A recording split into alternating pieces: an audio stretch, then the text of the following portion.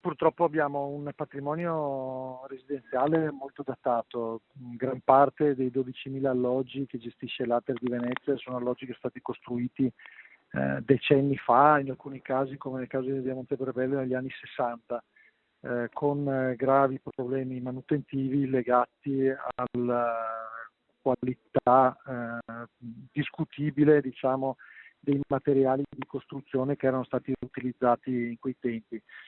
In questo momento noi abbiamo impiegato intanto immediatamente le risorse per mettere in sicurezza non solo quell'edificio, ma tutti e tre gli edifici di via Monteprebello. Messa in sicurezza. Dopo l'intervento immediato dei vigili del fuoco in via Prabello per il crollo di un pezzo di cornicione, la palla è passata ad Ater, che ha agito prontamente. Ma non è sufficiente, come i residenti denunciano ormai da tempo. Per questo il presidente Speranzon, che da quando ha assunto l'incarico si è ritrovato ad affrontare una situazione a dir poco esasperata, ha messo in campo un'azione d'emergenza.